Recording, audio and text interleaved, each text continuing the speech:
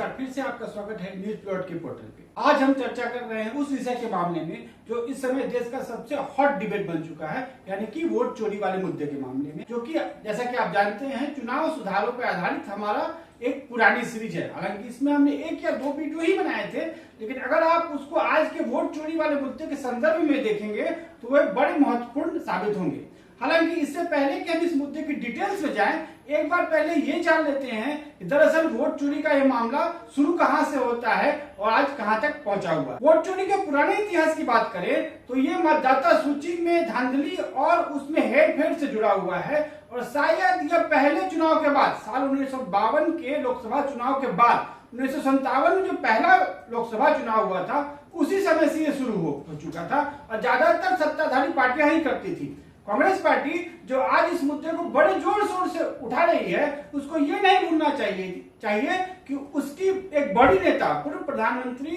श्रीमती इंदिरा गांधी को लगभग इसी तरह के एक मामले में कोर्ट में हारना पड़ा था और साथ ही साथ उनको अपनी संसद की सदस्यता भी गंवानी पड़ी थी और इसी कारण से देश में बड़ा जन आंदोलन खड़ा हुआ और अंत में इंदिरा गांधी जी को अपनी सत्ता से हाथ धोना पड़ा। तो वैसे तो वोट चोरी का ये रोग कोई नया नहीं है, लेकिन 1970-1980 के दशक में इसमें थोड़ी सी कमी आ गई थी क्योंकि पूरे देश में व्यापक तौर पे बूथ कैप्चरिंग का दौर चल चुका था। अब जब तमाम वोट्स को एक साथ कैप्चर करके मतदाता पेटी में डाल दिया जाए तो भला मतदाता सूची में धांधली और हेरफेर करने का इतना बड़ा तरीका कौन अपनाए। लेकिन फिर भी एक जगह थी जहां ये विचार अभी भी जिंदा था। पश्चिम बंगाल, जहां पे वाम मोर्चे की सरकार थी, वहां पे हिंसा का इतना ज्यादा अप्रोच नहीं था और विपक्ष में कोई मजबूत पार्टी नहीं थी, इसीलिए वहां बड़े पैमाने पे मतदाता सूची में धांधली होती थी और कांग्रेस जो वहां पे एक बड़ी पार्टी थी अभी भी वाम मोर्चा का इस मामले में सामना नहीं कर पाई और चुनाव दर चुनाव हारती रही। आज राहुल गांधी जो ये कह रहे हैं कि वोट चोरी का ये मुद्दा पिछले कई सालों से चुनाव दर चुनाव चला आ रहा है, तो उसमें कोई खास गलत बात नहीं है और 1975 के बाद की बात करें तो इससे हमेशा नुकसान कांग्रेस पार्टी को ही होता रहा है। अब जब 1990 में पहली बार ईवीएम का प्रयोग हुआ, उसके बाद से बूथ कैप्चरिंग का रास्ता बंद हो गया और यही कारण है कि अगर आप ध्यान रखिएगा साल 2004 में पहली बार ईवीएम से पूरे देश में मतदान होने के बाद वाम मोर्चा पश्चिम बंगाल में सिर्फ एक चुनाव जीत सका और वो भी इस कारण से कि कांग्रेस पार्टी वहां बड़ी कमजोर थी। लेकिन जब से तृणमूल के रूप में एक बड़ी विपक्षी पार्टी वहां पे आ गई, एक मजबूत संगठन वाली पार्टी आ गई, वाम मोर्चा वहां पे चुनाव जीत नहीं सका। तो इस तरह से वाम मोर्चा और अन्य विपक्षी दलों द्वारा जो बड़ी वोट चोरी की जा रही थी, इस पे वहीं ताला लग गया। अब पिछले कुछ चुनावों में इसने फिर से जोर पकड़ा है। अब आपको याद होगा कि पिछले हरियाणा विधानसभा चुनाव के बाद हमने इलेक्टोरल प्लॉट का जो अपना पहला कार्यक्रम किया था, उसी में हमने कहा था कि ये ईवीएम वाला राग छोड़ के कांग्रेस पार्टी को कुछ अन्य चीजों के ऊपर देखना चाहिए और उसमें मतदाता सूची में जो गड़बड़ी हो रही है उस पर विशेष रूप से ध्यान देना चाहिए। लेकिन कांग्रेस तब भी नहीं जागी। महाराष्ट्र में भी चुनाव हुए, झारखंड में भी चुनाव हुए और बाकी 1-2 राज्यों में भी चुनाव हुए और फिर मतदाता सूची में जो छोटी मोटी गड़बड़ियां थी उसी के आधार पर भाजपा चुनाव जीती। हालांकि हम ये नहीं कह सकते कि भारतीय जनता पार्टी ने महाराष्ट्र में जो इतना बड़ा बहुमत हासिल किया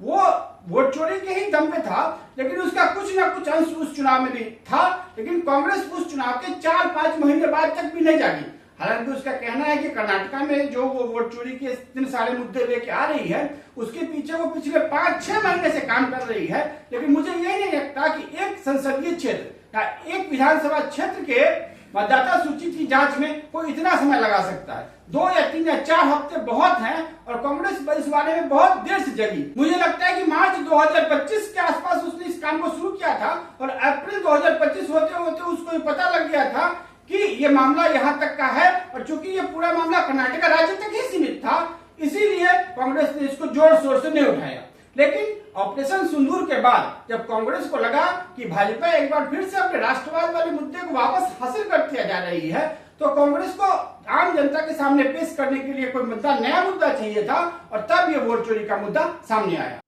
हालांकि हम ये नहीं कहना चाहते कि वोट चोरी वाला ये मुद्दा कोई छोटा मुद्दा है, मगर इसकी समस्या यह है कि यह आम जनता की रोज रोज की समस्याओं से जुड़ा हुआ नहीं है। लेकिन हमारा देश जहाँ लोकतंत्र को सबसे बड़ी चीज के रूप में माना जाता है और जहां हर चुनाव एक पावन पर्व की तरह होता है, वहां इस पर्व में किसी भी तरह की गिरावट या धांधली आम जनों को नुकसान पहुंचाएगी, किसी न किसी रूप में पहुंचाएगी। और अब इस वीडियो में आगे हम उसी बारे में बात करेंगे और फिर आने वाले वीडियोज में आपको ये बताएंगे कि इस बीमारी के लक्षण क्या है और इसका इलाज क्या है। तो आइए सबसे पहले ये देख लेते हैं कि मतदाता सूची में आई इस गड़बड़ी के लिए किसको जिम्मेदार ठहराया जाए। वैसे तो ये पूरा काम भारत के चुनाव आयोग द्वारा किया जाता है, लेकिन भारत के चुनाव आयोग के पास इतना संख्या बल नहीं है, इतना स्टाफ नहीं है कि वो इतने बड़े काम को अकेला कर सके। ये काम जनरली राज्य सरकारों को आउटसोर्स किया जाता है और जब मतदाता सूची बन रही होती है तो इसका पूरा नियंत्रण राज्य सरकारों के पास ही होता है। चुनाव की प्रक्रिया जब शुरू होती है, अधिसूचना जारी होने के बाद, तब वह काम राज्य सरकार और केंद्र सरकार मिलकर करती है। लगभग 50% पर्यवेक्षक और उच्च दर्जे के जो अधिकारी होते हैं वो केंद्र सरकार द्वारा भेजे गए होते हैं। तो चुनाव की प्रक्रिया के दौरान जो गड़बड़ी होती है उसमें हो सकता है कि केंद्र सरकार का हाथ हो और चुनाव आयोग के वरिष्ठ अधिकारियों का भी हाथ हो सकता है, लेकिन मतदाता सूची में गड़बड़ी करना केंद्रीय स्तर से संभव नहीं है और ये जब भी होता है राज्य सरकारों के स्तर पे ही होता है। इसीलिए जब राहुल गांधी कर्नाटका के आंकड़े उठाकर सामने ला रहे हैं तो इसका उतना प्रभाव नहीं पड़ रहा है। अब कर्नाटका की हालत यह है कि वहां पिछले 12 साल में से 10 साल तक कांग्रेस पार्टी की ही सरकार थी और अगर वहां कोई गड़बड़ी हुई है तो इसके लिए कांग्रेस पार्टी और उसकी सरकार भी जिम्मेदार है। अब जैसे कि देश में कहीं भी कोई आतंकवादी हमला होता है तो सारे लोग ये कहने लगते हैं कि भाई सरकार इतनी काम कर रही थी, इंटेलिजेंस एजेंसियां इतनी सारे काम कर रही थी, लोकल पुलिस भी लगी हुई थी, फिर भी ये हमला कैसे हुआ और इतना बड़ा इंटेलिजेंस फेलियर कैसे हुआ। वैसे ही अगर कर्नाटका में मतदाता सूची में इतनी बड़ी गड़बड़ी हुई है तो वहां की राज्य सरकार क्या कर रही थी और इतने समय तक सोई कैसे रही, इस पे भी सवाल उठते हैं। हालांकि अब कांग्रेस पार्टी ने माना है कि मतदाता सूची में हुई इस गड़बड़ी के लिए राज्य सरकार की भी थोड़ी मोटी जिम्मेदारी बनती है और इसीलिए वहां की सीआईडी ने केस दर्ज करके इसकी जांच शुरू की है। हालांकि मैंने ये पहले ही कहा था, जब राहुल गांधी जी ने अपना पहला प्रेस कॉन्फ्रेंस किया था और आरोप लगाए थे, तब भी मैंने यही कहा था कि उस राज्य में कांग्रेस की अपनी सरकार है, उसको वहां पे मुकदमा दर्ज करके इसकी सुनवाई करनी चाहिए और इसके जो भी लोग हैं, चाहे राज्य सरकार के कर्मचारी हो, भाजपा के समर्थक हो, भाजपा के उम्मीदवार हो, उन सब पे कड़ी कार्रवाई करते हुए लोकतंत्र की जो पवित्रता है उसको बनाए रखने का प्रयास करना चाहिए। लेकिन कांग्रेस ने हमारी बात तब नहीं सुनी, थोड़ी लेट से सुनी है और वहां पर केस दर्ज किया गया है। तो देर सवेर सच सबके सामने आएगा और तब हम जान सकेंगे कि कर्नाटका में ये जो वोट चोरी हुई है उसके लिए कौन जिम्मेदार है। लेकिन कांग्रेस को और मेहनत करने की जरूरत है। कर्नाटका एकमात्र ऐसा राज्य नहीं है जहां पर वोट चोरी हो रही हो, और भी राज्य हैं, गुजरात, मध्य प्रदेश, राजस्थान, जहां भाजपा 10-10, 12-12 साल तक सत्ता में रही है। खासकर उत्तर प्रदेश ऐसा राज्य जहां योगी आदित्यनाथ एक बड़े कठोर मुख्यमंत्री के रूप में जाने जाते हैं और राज्य के पूरे प्रशासन के महकमे पे उनका अधिकार है, वहां पे मतदाता सूची के साथ छेड़छाड़ किया जाना एकदम संभव है। लेकिन कांग्रेस इसके ऊपर प्रयास नहीं कर रही है। अगर वो गुजरात से ऐसा कोई मामला खोज के लाए, अगर वो मध्य प्रदेश से ऐसा कोई मामला खोज के लाए, अगर वो उत्तर प्रदेश से ऐसा मामला खोज के लाए, तो वोट चोरी के बारे में पूरे देश में जो एक राय बन रही है उसको थोड़ी और मजबूती मिलेगी और जनता इस बारे में और जागरूक होगी। कांग्रेस को मेहनत करने की जरूरत है। कर्नाटका में उसकी अपनी सरकार है तो उसको आंकड़े बहुत आसानी से मिल सकते हैं और दूसरी जगह चूंकि उसकी सरकार नहीं है तो आंकड़े जुटाने के लिए उसको मेहनत करनी पड़ सकती है। लेकिन अगर उसको चुनाव जीतना है और उसको देश चलाना है तो मेहनत से नहीं करना चाहिए और अपने इस मुद्दे को और मजबूती देने के लिए उसको अन्य राज्यों से भी ऐसे आंकड़े उठाने चाहिए। मुझे पूरी उम्मीद है कि राहुल गांधी जिस हाइड्रोजन बम की बात कर रहे हैं उसमें ऐसे राज्यों से जहां भाजपा लंबे समय से शासन कर रही है वहां से ऐसे मामले लाएगी और तब हम ये कह सकेंगे कि मतदाता सूची में जो गड़बड़ी हुई है उसके लिए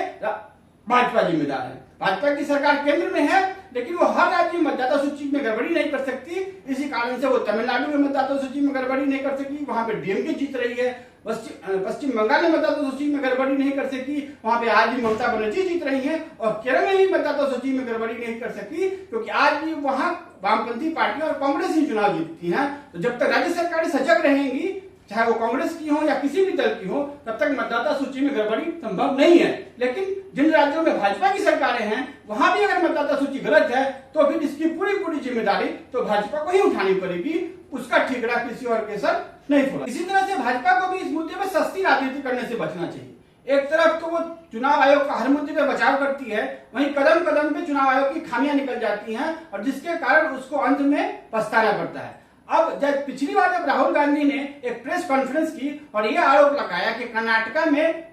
महादेवपुरा में गलत नाम जोड़े गए और वहां पे कांग्रेस को नुकसान उठाना पड़ा। हालांकि उसके बारे में हमने न्यूज प्लॉट में विस्तृत अध्ययन किया है, जिसके बारे में एक लिंक हम आपको इस वीडियो में नीचे दे रहे हैं और ये बता रहे हैं कि जो पूरी गड़बड़ी हुई वो उसके लिए महादेवपुरा एक उचित विधानसभा क्षेत्र नहीं है। उसके अगल बगल में कुछ ऐसे विधानसभा क्षेत्र हैं जहां पे गड़बड़ी होने की खास ज्यादा संभावना थी, उसके बारे में राहुल गांधी जी ने बात नहीं की और महादेवपुरा के बारे में बात की, इसीलिए वो पूरा मामला जम नहीं सका। लेकिन तभी भाजपा के बड़े नेता अनुराग ठाकुर ने यह दावा किया कि उत्तर प्रदेश के अमेठी और रायबरेली संसदीय क्षेत्र में मतदाता सूची में गड़बड़ी की गई, जिसके कारण वहां से कांग्रेस पार्टी जीती। यह भी बड़ा हास्यास्पद सा लगता है मामला। केंद्र में आपकी सरकार है, राज्य में आपकी सरकार है, केंद्र सरकार के कर्मचारी आपके तहत काम कर रहे हैं, राज्य सरकार के कर्मचारी आपके तहत काम कर रहे हैं और फिर कांग्रेस ने मतदाता सूची में गड़बड़ी कर दी और इसके कारण कांग्रेस अमेठी और रायबरेली जीत गई। भगवान करे ऐसा कभी ना हो। अनुराग जी ऐसी बातें ना किया करें, इससे पूरे देश से भाजपा की फजीहत होती है। हो सकता है कि कांग्रेस अपने दावों को पूरी मजबूती से पेश नहीं कर पा रही हो, लेकिन उनमें सच्चाई तो ये है ही, ये हम भी जानते हैं और आप भी जानते हैं कि कम से कम अपनी फजीहत ना करवाएं और इस पूरे मुद्दे की फजीहत तो ना ही करें। अब अगला बड़ा सवाल है कि इस पूरे मुद्दे पे बचाव कैसे किया जाए और वोट चोरी को रोका कैसे जाए। तो इसके बारे में हमने ये कहा है कि ये कोई बड़ा वायरस नहीं है, एक सर्दी जुकाम की तरह है जो हमेशा और हर जगह होते रहता है और इसके लिए कोई टीका भी नहीं बना है, इसके लिए कोई खास दवा भी नहीं बनी है। इसके लिए आपको अपने शरीर के अंदर का जो सुरक्षा तंत्र है उसी को मजबूत करना पड़ेगा और उसी के सहारे इस लड़ाई को जीतनी पड़ेगी। अब उस सुरक्षा तंत्र को कैसे मजबूत किया जाए और इस लड़ाई को कैसे जिया जाए, इसके बारे में हम बात करेंगे अपने अगले वीडियो में। तब तक ले दीजिए हमें इजाजत और ऐसे ही अन्य मुद्दों के लिए लॉग इन करें हमारी वेबसाइट www.newsplot.co.in पे।